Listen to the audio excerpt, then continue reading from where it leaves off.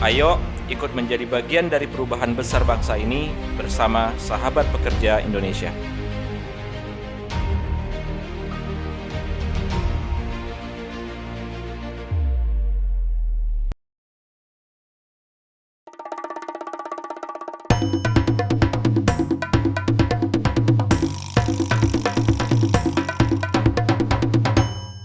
Sahabat pekerja, kembali dengan saya Hari Saputra dalam OPEK, obrolan pekerja, obrolannya yang berjiwa muda. Dalam sebuah negara ada namanya aspirasi buruh. Di negara lain seperti di Australia, di Amerika, ada di Inggris dan di Jerman ada partai buruh. Dan itu mewakili suara buruh yang sangat besar sekali. Indonesia mungkin sekitar 100 jutaan lebih itu adalah para buruh atau karyawan. Otomatis suaranya harusnya ada yang mewakili, dan selama ini belum ada, atau mungkin ada tapi mungkin hanya kesekian, bukan utama dari sebuah partai politik. Dan tadi kita juga sudah bicara perlunya atau pentingnya partai buruh di Indonesia, dan kita akan lanjutkan obrolan kita dengan Ibu Mira. Bu Mira, ini kan kalau tadi kita bicara tentang partai buruh ya. Nah, dalam kondisi aspek hari ini kan pasti ada roadmap, pasti ada milestone-nya. Apa sih sebetulnya, kalau tadi kita sempat bicara tentang dunia sudah berubah. Kalau dulu sebelum pandemi orang lebih banyak ke offline, tapi setelah pandemi ini orang lebih banyak ke online-nya. Nah, ketika online itu kan batasan antara kerja sama nggak kerja itu kan sudah tipis. Kalau dulu ini masuk jam 8 atau jam 9, pulang jam 5. Ya, itu lembur. Tapi kan hari ini yang namanya orang bekerja di rumah, memang fisiknya di rumah, tapi kan jam kerjanya kadang bisa malam-malam, bisa tengah malam, bisa pagi-pagi. Itu gimana, Bu? Ya, Nyataannya. Sebelum jawab ke situ ya, saya tadi ingin menambahkan saja terkait dengan posisi buruh di partai politik ya. Saat ini, kondisinya saat ini di 2021 nih, sejak perhelatan kemarin di 2019 kalau tidak salah ya, perwakilan buruh itu hanya satu orang. Dan itu pun orang yang dititipkan di partai politik tertentu. Jadi sekitar 99,sekian persen gitu ya. 99%, sekian gitu. Itu isinya para pengusaha. Artinya ketika kita bicara tentang kepentingan para pekerja itu buruh, nggak ada yang menyuarakan orang gitu ya. Nah, kita punya cuma satu, dan itu pun nggak mempengaruhi sebenarnya. Kalaupun voting selesai. Ya, selesai. Dan yang kedua, kalaupun dia kenceng nih, itu akan ditegur sama partai politiknya. Gitu. Dia bisa di PAW juga kan? Di PAW ancamannya. Nah, artinya inilah kenapa kita punya cita-cita untuk yuk kita bikin partai buruh. Ya. Siapapun nanti yang jadi silahkan saja, tapi cita-cita itu harus ada. Partai itu harus ada karena bagian daripada untuk ngimbangin tadi ya, ngimbangin para kapitalis tadi. Itu yang pertama. Yang kedua, saya mau jawab yang terkait dengan dampak WFH, dampak pandemi gitu ya. Terus banyak kawan-kawan yang WFH atau bekerja dari rumah gitu ya. Nah, ini persoalan lagi nih, persoalan baru. Jadi ternyata keluhan dari anggota, dari teman-teman saya itu ketika dia bekerja di rumah itu jamnya, waktunya itu nggak jelas, malah melebihi daripada 24 jam. Nah, di sini perlu namanya pengaturan, perlu namanya regulasi yang pemerintah juga harus hadir nih, jangan sampai lost. Betul, ada yang namanya di dalam itu Mas Hari, ada namanya kalau ada yang bagus nih, serikat pekerja yang bagus gitu ya, hubungan industrinya bagus, ada namanya perjanjian kerja bersama atau PKB. Nah, kalau bagus tuh misalnya serikat pekerjanya bagus, perusahaannya bagus, hubungan industrinya bagus, dia muncul tuh namanya PKB. Mengakomodir ya kebutuhan keluhan tadi ya. Betul, PKB atau bisa melahirkan namanya menandatangani perjanjian kerja bersama. Nah, perjanjian kerja bersama bagian daripada turunan daripada undang-undang kerjaan itu, tapi itu bisa lebih bagus. Boleh diperbolehkan gitu ya. Artinya ini harus ada. Tapi kalau saya bicaranya bagi yang nggak punya nih, kan banyak juga teman-teman saya yang bukan di aspek aja gitu ya. Saya juga di sini menyuarakan bukan hanya aspek Indonesia, tapi saya menyuarakan kawan-kawan buruh yang lain yang tidak punya tempat untuk bersuara gitu ya, tidak punya akses ya. Nah, ini tidak punya jaringan juga. Nah, ini saya sampaikan banyak sekarang, masih banyak itu persentasenya kalau ditanya berapa gitu ya, sekitar 80% lebih lah. Kawan-kawan buruh ini yang tidak memiliki perjanjian kerja bersama atau PKB, atau juga dia belum berserikat, belum memiliki serikat pekerja, serikat buruh. Jadi masih ininya PP, peraturan perusahaan, di mana itu hanya perwakilan pekerja, perwakilan pengusaha yang sebenarnya kalau duduk itu nggak seimbang juga dia. Kalau ada perwakilan serikat pekerja buruh kan seimbang ya, equal. Tapi kalau dia perwakilan pekerja ya dia otomatis mau tidak mau dia lebih banyak pengaruhnya dari perusahaan. Nah, kehadiran negara dan pemerintah harus ada di sini. Meskipun sebenarnya acuan mengeluarkan PP peraturan perusahaan yang tadi katanya harus dibicarakan bersama dengan pekerja, itu rujukannya sebenarnya ada kan dari undang-undang yang ada. Tapi banyak juga pelanggaran di situ. Jadi kalau bicara tentang pelanggaran Mas Ari banyak banget karena saya udah hari-harinya makan sehari-harinya makan tentang advokasi gitu pembelaan, kemudian juga bantuan hukum dan sebagainya. Saya tahu persis gitu ya, undang-undangnya bagus gitu ya, pelanggaran jalan terus. Nah, bicara tentang penegakan hukumnya ini masih minim sekali. Bicara tentang aspek Indonesia, karena memang ini kawan-kawan aspek ini isinya anak-anak orang kawan-kawan yang memang berbasis di teknologi. Kemudian jasa juga gitu ya, kawan-kawan kerah putih nih. Jadi ini seiring sejalan sebenarnya dengan era digitalisasi yang sekarang kita hadapi ini, di mana memang saat ini semua bekerja by online, by digital, by virtual gitu ya. Nah ini insya Allah kita bisa ngikutin dengan program itu, tetapi saya tidak bisa menyampaikan di sini gitu. Jadi kita akan lonceng sebelum 1 Mei.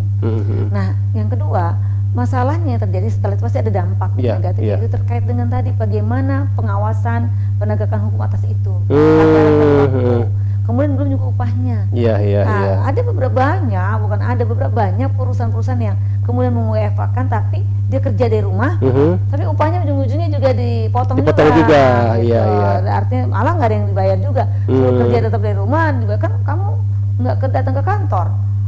Ya udah nggak usah diupahin, padahal dia kerja. Parameternya kedatangan, padahal mereka kerja.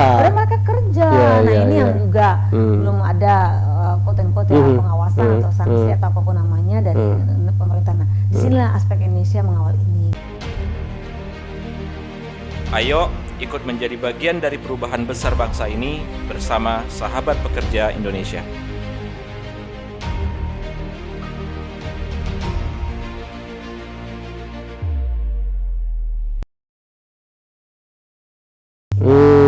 Artinya ketika sudah memastikan di internalnya, di anggotanya memastikan mendapatkan hak-haknya sesuai dengan peraturan main, ini aspek nih di sini. Jadi memastikan mendorong, karena aspek punya ideologi yaitu sosial dialog, bagaimana mengedepankan musyawarah mufakat, berunding depankan, duduk bersama, itu aspek Indonesia itu. Jadi kalau akses sih boleh-boleh aja, itu pilihan yang keberapa lah, tapi pilihan yang paling utama di aspek Indonesia itu dialog, ngobrol. Nah persoalannya ketika kita dialog, dua-duanya harus ada yang namanya pengetahuan, yang equal, kemudian kompetensi, pengetahuan atau kompetensi apa, bagaimana dia punya niat yang baik untuk menciptakan hubungan industrial yang baik.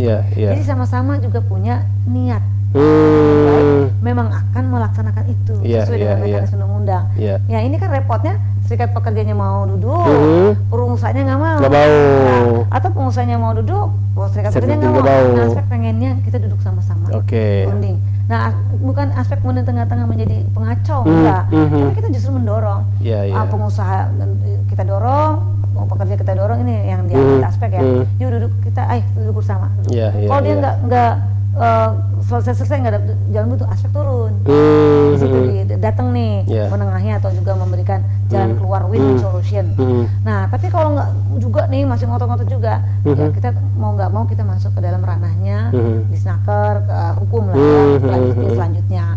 Tetapi itu kita maksimalkan, jangan sampai kesana lah, nggak enak. Jadi capek energi kita, biayanya juga tinggi kalau bicara hukum, sedangkan pekerja kan nggak punya. Kalau perusahaan mah pengusaha ayo aja kan sampai ke pengadilan mana. Tapi kalau pekerja nggak punya mudah gitu. Makanya saya selalu meminimalisir untuk hal-hal seperti itu jangan sampai lanjut. Kalau bisa selesaikan dengan musyawarah mufakat. Itu di aspek internalnya. Tapi untuk yang kedua, yang di luarnya, kita meminta kepada pemerintah lagi-lagi untuk membuat sebuah regulasi keputusan apapun itu kebijakan untuk pro terhadap pekerja buruh tanpa juga merugikan para pengusaha. Artinya kan sudah ada mekanismenya untuk memberikan stimulus atau kenyamanan quote-unquote kepada para pengusaha kita. Dalam hal ini ketika mereka masuk Indonesia sebagai investor, menginvestasikan, kan pastinya ada dong. Nah, pemerintah kita, negara kita ini memberikan kemudahan-kemudahan itu. Artinya di situ juga udah cakep tuh. Nah, tapi jangan lupa ketika sudah memberikan kemudahan para investor-investor kepada pengusaha ini mau berinvestasi ke kita, jangan lupa itu dikesampingkan bicara tentang hak pekerja buruh. Alat hilangkan. Ini yang saya kawal, ini yang saya selalu ingatkan kepada pemerintah. Kenapa saya bilang selalu pemerintah? Kan pemerintah yang punya kewenangan. Nah, pemerintah lah yang punya kewenangan kuat untuk ya quote and quote ya, untuk menegur atau mengeluarkan sanksi kepada si pengusaha-pengusaha yang nakal itu. Saya kira itu. Ya, artinya gini Bu, namanya serikat pekerja itu kan ada yang sendirian, ada yang berserikat. Iya. Ketika dia sendirian, lebih banyak hak-hak dan kewajibannya itu tidak tercapai, karena kan dia sendirian. Jadi walaupun ditekan bagaimanapun dia tidak bisa, ibaratnya kalau orang itu melawan tanda petik ya. Tapi kalau dia dengan serikat pekerja, paling tidak yang dia sendiri ini bareng-bareng itu bisa menyuarakan. Dan di sini harus ada peran pemerintah juga untuk menyatakan bahwasanya bahwa kita itu penting sekali untuk mensejajarkan antara hak kewajiban si pengusaha sebagai pemilik dan juga hak kewajiban serikat pekerja yang mewakili para karyawan, sehingga duduk bersama mikirin bareng yang akhirnya win-win solution. Pengusaha senang, karyawan pun, pekerja pun, buruh pun juga nyaman, sehingga semuanya itu equal dalam batas undang-undang. Nah, kalau kita bicara ini Bu, kita bicara mimpi kan. Kalau kita bicara Indonesia 2030, 2045, tadi kan kalau kita hitung-hitung lebih kurang 100 juta itu adalah karyawan, buruh dan lain-lain. Yang artinya itu kan potensi. Kalau semuanya positif, semuanya kreatif, semuanya go digital, insya Allah Indonesia 2030, 2045 itu akan jadi Indonesia Power. Tapi kalau semuanya mager, malas gerak, malas-malasan, negatif, pesimis, ya Indonesia juga akan tentu pesimis juga. Nah, itu bagaimana harapan Ibu sebagai Presiden Aspek dan juga melihat Indonesia ke depannya? Nah, ini ada hubungannya dengan berserikat. Berserikat ya. Nah, tadi Mas Ari udah bagus banget tuh. Mas Ari pas banget nanti jadi pimpinan Partai Buruh. Siap. Pas banget. Jadi gini, ketika bicara tentang Indonesia maju ya, Indonesia sejahtera dan sebagainya, tadi supaya pekerja juga nggak usah jangan mager, malas-malasan dan segala macam. Sebenarnya ada di serikat pekerja untuk menyelesaikan itu. Kenapa kok bisa begitu? Pertanyaannya, karena di serikat pekerja lah orang didorong untuk bicara tentang disiplin, bicara tentang patuh terhadap aturan main, bicara tentang bagaimana menjalin hubungan industrial yang bagus. Kan itu serikat pekerja esensinya. Bicara tentang solidaritas, serikat pekerja. Bicara tentang saling berbagi, itu serikat pekerja. Bicara dengan dan itu nilai-nilai tadi Bapak Ibu ajarkan. Itu di serikat pekerja ternyata. Serikat pekerja itu isinya itu. Kepedulian, solidaritas, bagaimana disiplin, bagaimana ketaatan terhadap aturan main, bagaimana kemudian bermusyawarah menjadi hubungan industrial yang baik. Nah, makanya itu tidak akan pernah terjadi Indonesia maju. Tidak, ya bukan saya enggak ini ya. Tidak kalau banyak sekali para pengusaha-pengusaha ini, dan juga mungkin ya saya mudah-mudahan nggak terjadi ya, tapi negara sih enggak lah. Saya belum melihat ya, tapi pengusaha-pengusaha melarang, kemudian juga memberantas, kemudian juga mematikan yang namanya orang mau berserikat. Jadi di sini saya mau menyampaikan kepada semua khalayak ramai, jangan takut berserikat. Dengan berserikatlah Anda itu sejahtera. Tidak ada yang dirugikan. Bukan hanya sejahtera si pekerja dulu, tetapi perusahaan pun sejahtera. Karena serikat pekerja itu bisa dijadikan quote and quote ya alat juga oleh pengusaha-perusahaan itu untuk meningkatkan produksi. Nah, supaya perusahaan untung banyak, produksinya bagus, kemudian pekerjanya rajin-rajin ya, disiplin gitu ya. Melalui apa serikat pekerja. Organisasi bisa pengusaha gampang kok. Daripada satu-satu kan nggak satu diambil pentolannya. Tapi kan belum tentu juga yang satu itu mau kan terhadap pentolannya itu. Artinya melalui nggak usah pengusaha pusing-pusing berkomunikasi dengan mungkin puluhan ribu orang dia punya, mungkin pengusaha A punya puluhan ribu karyawan atau pekerja gitu ya, nggak usah pusing-pusing puluhan ribu itu datengin atau diajak ngomong. Cukup perwakilan serikat pekerjanya, cukup perwakilan serikat pekerja untuk membicarakan apa menjadi visi dan misi serta tujuan daripada perusahaan. Itu saya yakin 1.000.000% itu terwujud. Duduk bersama, perusahaan kita punya misi seperti ini, kita pengen keuntungan kita tercapai di tahun ini. Gimana komitmen serikat pekerja? Bikin MOU. Nah, serikat pekerja yang nanti bersama-sama dengan pengusaha dan manajemen seiring sejalan menyampaikan, mensosialisasikan, itu akan terwujud, Mas. Apa cita-cita besar yang tahun 2030, 2045 Indonesia maju, Indonesia sejahtera dan sebagainya. Saya yakin tidak akan ada lagi kemiskinan di situ.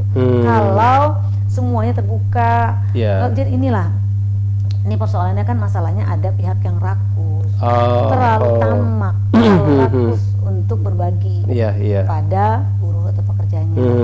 Ada juga yang tadi, kalau kita bicara tentang kemalasan, tidak produktif, sebenarnya gampang sih bagi perusahaan, udah pecat aja kan, udah ini aja gampang. Tapi kan itu tidak menyelesaikan masalah kalau menurut saya, masih bisa diperbaiki. Nah, dengan serikat pekerja insya Allah akan diperbaiki. Makanya begitu penting keberadaan serikat pekerja, dan anak-anak milenial kan nggak ngerti serikat pekerja ini apa sih, serikat buruh. Yang taunya mungkin ini sudah ada penggiringan opini atau berita-berita yang demo mulu, macet, paling mintanya upah mulu. Sedangkan anak-anak milenial yang saya tahu sekarang ini, karena dia udah otaknya udah pintar juga, sekarang mereka udah nggak penting upah, yang penting dia kerja kan gitu. Terus kemudian ya udah dibayar berapa. Ada satu cerita, boleh ya saya cerita masalah ini. Waktu itu salah satu anggota Aspek Indonesia kan Telkomsel, serikat pekerja Telkomsel itu anggota. Salah satu waktu itu saya datang, ada acara kongres kalau tidak salah di tahun-tahun berapa ya, saya lupa, 2017-an atau 2016-an itu. Saya bicara ngobrol gitu ya sama salah satu level pejabat di sana itu, menyampaikan, Bu Mira, punya saudara nggak, punya adik atau pokoknya kenalan lah gitu ya, yang lulusan universitas terkenal lah, misalnya ITB, pokoknya gitu ada gitu, negeri lah. Untuk masuk ke sini nih ke Telkomsel gitu. Lah, emang kenapa Pak, kurang? Saya bilang gitu.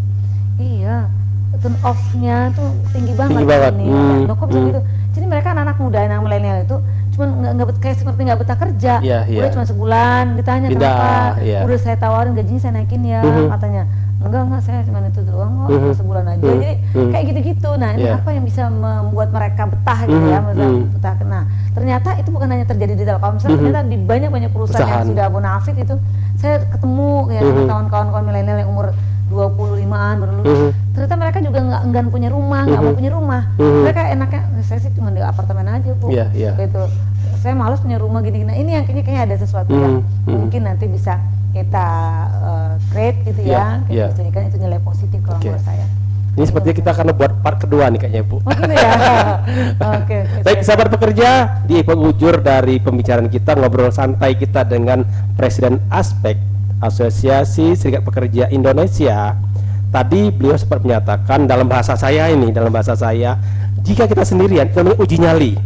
Tapi kalau kita berjamaah bersama-sama dalam serikat pekerja, insya Allah yang menjadi tujuan kita sebagai karyawan, sebagai pekerja, sebagai buruh, dan juga tujuan dari pengusaha itu bisa disinkronkan, bisa dikompatibelkan, bisa disamakan sehingga win-win solution.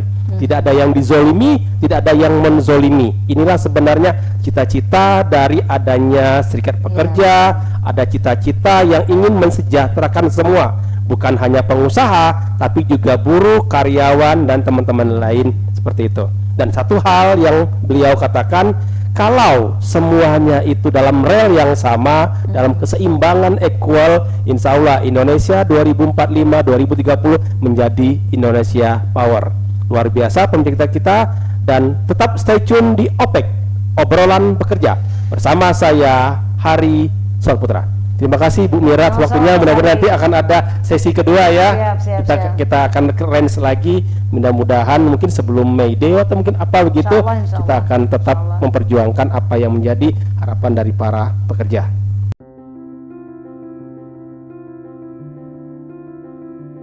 Berawal dari sebuah keprihatinan demi sebuah harapan untuk sekedar hidup layak dari para pekerja, kami belajar untuk memberdayakan diri kami sendiri.